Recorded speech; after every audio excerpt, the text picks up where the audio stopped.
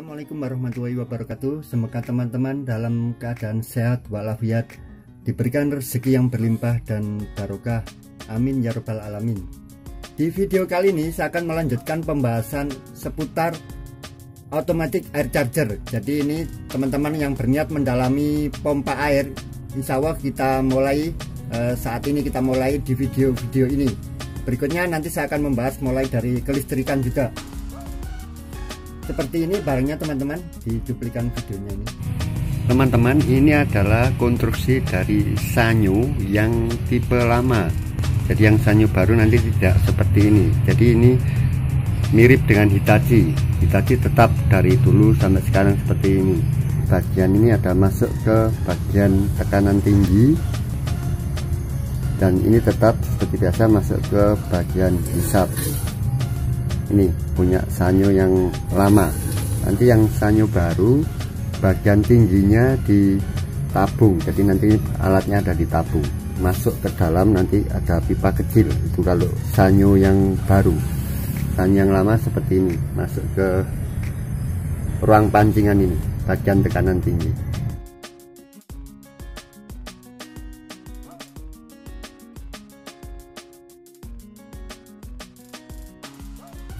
Kemudian lanjut ke sistem air chargernya, sama seperti punya dari sanyo.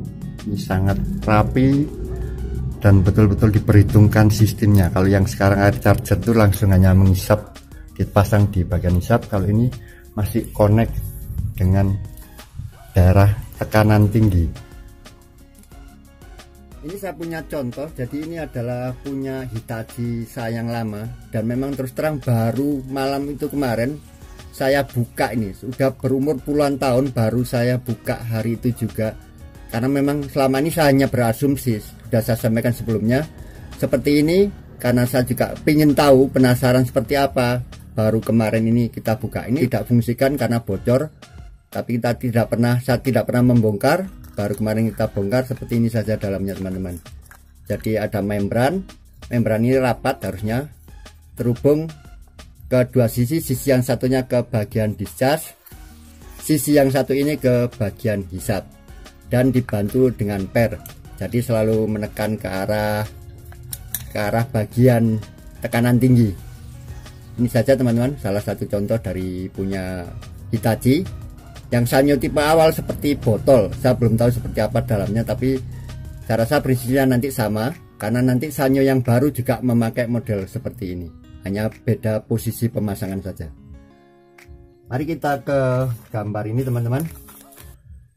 Jadi kalau sanyo itu yang lama sama dengan Hitachi, itu bagian tekanan tinggi ini langsung menempel di pipa ini, pipa keluaran dari pompa sebelum masuk ke tabung. Jadi di bagian air juga. Tetapi untuk sanyo yang terbaru nanti alatnya, automatic air chargernya akan menempel di bodi, tetapi di dalamnya nanti akan menyambung pipa kecil sampai hampir ke dasar. Tujuannya sama juga, yaitu terhubung dengan bagian tekanan tinggi tapi di bagian air. Seperti biasa langsung skenario, karena saya tidak punya aplikasi untuk animasi. Pompa saya set di on 15 PSI, off di 30 PSI. Kita langsung dari posisi off saja. Jadi ini posisi off adalah 30-30. Semua sama kiri kanan. Karena membran ini juga rapat. Kalau ini tidak bocor, beda dengan yang Shimizu kemarin. Di sini ada per yang selalu menekan ke arah sana. Langsung kita bahas. Saat kita buka keran, otomatis tekanan di sini akan turun. Jadi katakanlah nanti sebelum sampai di on-nya, jadi on-nya nanti di 15 PSI. Kita langsung ke 15 dulu. 15 PSI, 15 PSI. Disinilah mulai terjadinya pengisian udara masuk ke dalam automatic air charger ini, ke dalam alatnya ini, yaitu sesaat setelah pompa on. Dimana kejadiannya adalah seperti ini. Jadi teman-teman, untuk membahas masalah air charger ini, harus saya asumsikan bahwa pompa ini menghisap sumur. jadi bukan untuk booster, itu nanti beda. Apalagi booster kalau airnya tandonnya ada di atas pompa, nanti sangat berbeda fungsi dari ini. Jadi itu nanti juga menjelaskan kenapa problem di Mas Erwin itu terjadi, karena pompa beliau ada di bawah jauh dari tornya. Sesaat setelah pompa on, yang terjadi seperti biasa adalah terjadi bagian ini sangat rendah. Sesaat setelah pompa on, bagian ini sangat rendah. Dia akan menghisap bagian yang paling ringan. Kalau menghisap dari sumur tentu lebih berat. Dia akan mencari bagian yang paling ringan.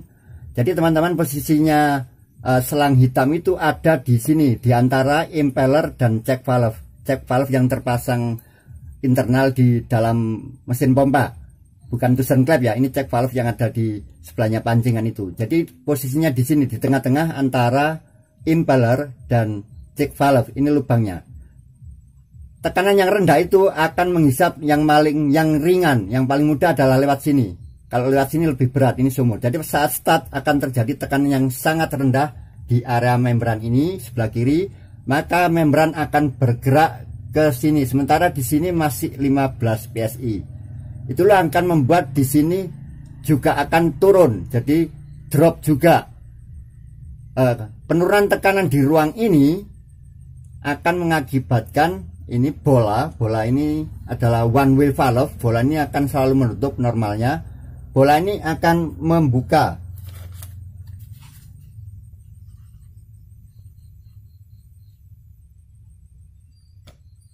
Jadi bolanya akan terbuka, masuk ke dalam, ketarik ini, tekanan yang lebih rendah ini.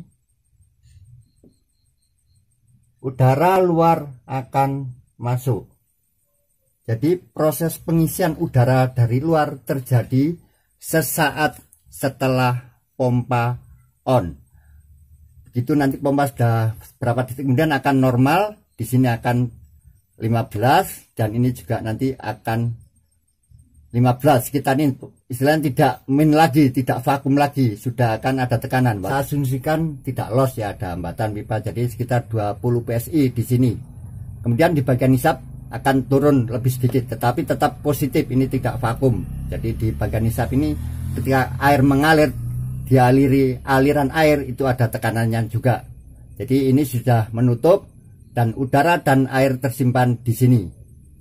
Menunggu untuk saat dimasukkan ke tangki. Prosesnya adalah berikut ini teman-teman. Saat keran mulai ditutup, tidak ada pengeluaran, otomatis tekanan di bagian discharge akan perlahan-lahan naik. Katakanlah ini saat set sebelum saya bicara sebelum off, seberapa detik sebelum off, katakanlah di 29. Karena keran sudah ditutup, tidak ada yang terbuang lagi, tekanan akan mengalir terus ke seluruh arah, salah satunya masuk ke ruang ini sebelah kanan. Di sini yang di bagian hisap sebaliknya akan sangat rendahnya, karena tetap pompa masih berjalan, sementara ini sudah ditutup. Jadi di bagian hisap ini akan sangat rendah. Katakanlah saya bilang min 15 biar kelihatan drastis, ini vakum karena masih ada proses, belum sampai 30, belum mati, pasti akan terus terhisap bagian ini untuk mencapai settingan ini. Bagian ini sangat rendahnya sehingga membran ini pasti akan melengkung seperti ini. Pada waktu seperti ini di sini juga sangat tinggi. Apa yang terjadi teman-teman? Saat pompa mencapai titik matinya, yaitu off di 30 PSI, maka tekanan ini akan terjadi namanya equalizing pressure tadi. Tekanan di sini akan kembali menyamakan ke sini. Tidak akan ke sini karena ini ada check valve. Jadi tekanan akan melewati impeller, kemudian kembali ke sini, masuk ke bagian sini, langsung drastis. Jadi dari vakum kemudian akan langsung tinggi. Ini sangat melengkung sekali karena vakum. Jadi 25 karena turun, kepakai ke sini sebagian tekanan. Tapi pompa tetap tidak on karena onnya di 15. 25 ini perubahan di sinilah yang terjadi dari min 15 menjadi 25. Ini bisa kita lihat teman-teman, sangat tinggi, 40 PSI katakanlah kalau kita hitungan matematika. Tekanan yang sangat tinggi tadi pasti lebih tinggi dari 25 ini. Inilah yang akan mendorong udara dan air yang tersimpan ke sini masuk ke dalam tangki. Jadi tekanan yang sangat tinggi tadi dibantu oleh per yang tadi dimampatkan akan dengan sangat kuat mendorong bagian kanan ini yang berisi udara dan air masuk lewat sini. Untuk yang tipe Sanyo yang baru akan juga langsung masuk ke bawah, ke bagian dari air. Kalau yang tipe Hitachi tetap masuk di sini. Tetapi karena tangkinya juga konstruksinya pipa keluaran dari pompa ini juga seperti ini masuk, maka juga akan ketemu di bagian air. Menurut saya inilah kelebihan dari sistem Sanyo dan Hitachi. Saya minta bantuan analisa dari Mas Darnot, itu sangat setuju saya pendapatnya. Yang Shimizu tadi itu punya potensi namanya kantong udara. Jadi udaranya yang dimasukkan lewat hisap kalau yang Shimizu. Dan ini seperti yang kita lihat terjadi, tidak bisa. Katakanlah kita waktu memancing itu buktinya kita harus membuka pancingan untuk mengeluarkan udara di sini kalau pompa self framing, karena di sini masih kosong, kita hanya cukup mancing di sini. Kita akan selalu membuka di sini pancingan. Udara itu tidak akan mau masuk ke sini. Dan itu mungkin yang membuat konstruksi punya Shimizu itu punya kelemahan. Menurut saya itu. Jadi benar menurut saya analisa dari Mas Darnot itu, jadi kantong udara itu tidak akan bisa ikut berputar di dalam ruang impeller. Itu pemahaman saya. Jadi menurut saya sistem itu yang punya Shimizu itu memang itu sering ada kendala. Pengisian juga tidak stabil. Jadi, tapi kalau yang punya Sanyo dan Hitachi ini insya Allah selama ini berfungsi dengan normal.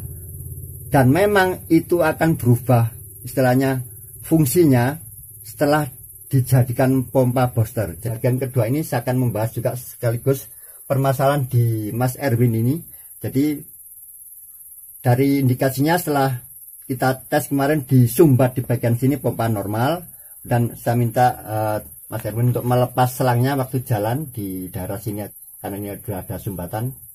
Begitu pompa dihidupkan akan keluar air. Ini pasti membrannya di sini bocor.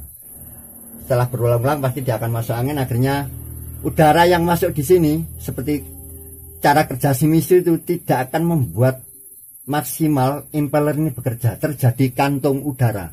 Menurut saya itu benar sekali analisa Mas Darnot. Saya menjelaskan ini juga mengkombinasi dari kasus yang ada. Apa yang saya dapatkan itu informasi dari yang dipraktekkan teman-teman. Saya sampaikan di sini, kita bandingkan dengan apa istilahnya diagram seperti ini. Menurut saya sesuai. Kasusnya punya Mas Erwin ini sudah selesai setelah kita tahu bahwa ini memang membran bocor. Jadi akhirnya terbukti membran ini begitu dipompa dihidupkan, saya minta dilihat langsung keluar air dari sini. Mas Erwin sudah beli yang baru, tetapi insya Allah permasalahan itu nanti akan timbul. Jadi karena memang pompa ini dirancang untuk bagian sini lebih rendah tekanannya, vakum, menghisap dari sumur. Ketika dipakai di pompa booster yang tinggi, air tornya lebih tinggi, yang terjadi adalah saat on, yang mana biasanya di sini sangat vakum, ya kan, terjadi langsung mendadak vakum, rendah sekali. Ini membran ini harus melawan tekanan yang tinggi, karena ini kalau yang aslinya dirancang untuk sumur, begitu dipakai untuk booster yang ini lebih tinggi, di sini akan ada tekanan. Jadi ketika sesaat setelah on itu, yang harusnya ini ringan saja ke sini, set, karena ini vakum, dia lebih rendah daripada ngisap sini, lebih ringan, dia akan langsung turun vakum. Tidak terlalu vakum, akhirnya malah melawan tekanan dari tandon. Itu insya Allah menjelaskan umur atau usia dari membran ini akhirnya tidak bertahan lama. Dan saya rasa tidak, pabrikan tidak salah. Jadi karena memang rancangan awal semua pompa yang kasus cetak-cetek atau apa, sebenarnya memang karena menurut saya itu peruntukan yang salah. Jadi memang dirancang itu pompanya pompa sumur, ya kan. Bahkan Shimizu yang kecil pun 135, 130 pun dirancang untuk pompa sumur. Jadi kasus cetak-cetek atau sebagainya, kalau kita mau berpikir jernih, tidak emosional, sebenarnya memang bukan salah pabrikan. Jadi memang kitanya yang salah. Jadi tak akan mampulah tabung sekecil itu, apalagi yang sebesar ini aja sudah dirancang untuk tekanan yang rendah dari menghisap. Apalagi untuk dipakai dengan tekanan input yang sudah positif, ini akan lebih berkurang lagi fungsinya. Bahkan untuk yang Hitachi terbaru, dia tidak mengadopsi model automatic air charger. Nanti ada, saya lihatkan fotonya saja.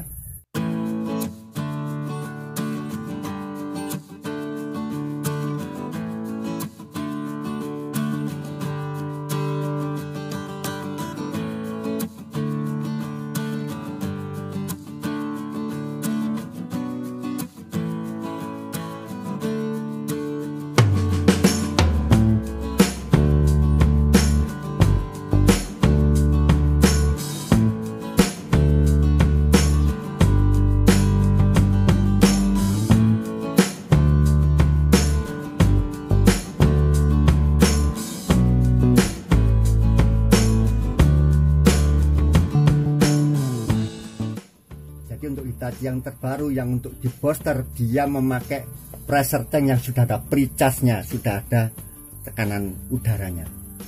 Mungkin inilah salah satu mengatasi kelemahan dari sistem ini kalau dipakai booster. Jadi teman-teman, mudah-mudahan yang saya sampaikan ini sedikit bermanfaat. Juga ini sebagai pengantar untuk video berikutnya, bahwa ini adalah video untuk teman-teman yang berniat mendalami permasalahan pompa air. Mudah-mudahan bermanfaat. Jika ada kesalahan, pasti ada kesalahan, saya mohon maaf yang sebesar-besarnya.